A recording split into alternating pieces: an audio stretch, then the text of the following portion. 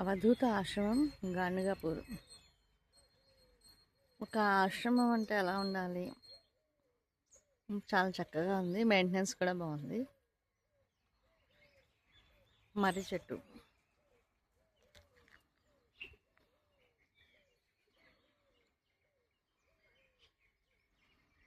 ఇదంతా మారేడు చెట్లు.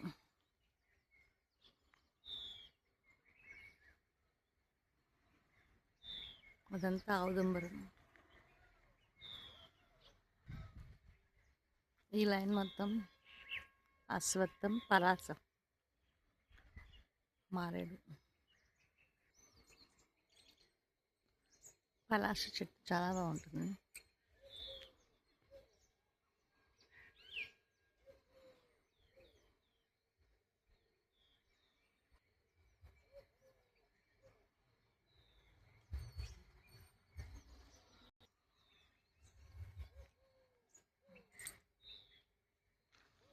చక్కగా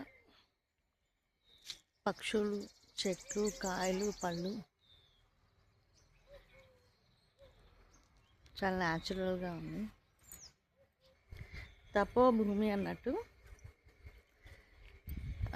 లక్షణాలు అన్నీ చక్కగా చంద్రభాగా నది ఒడ్డున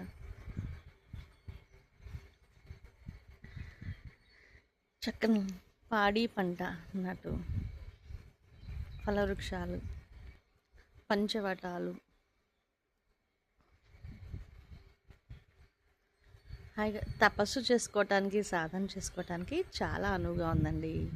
మీరు గాణగాపూర్ వచ్చినప్పుడు కంపల్సరీగా ఇది విజిట్ చేయండి.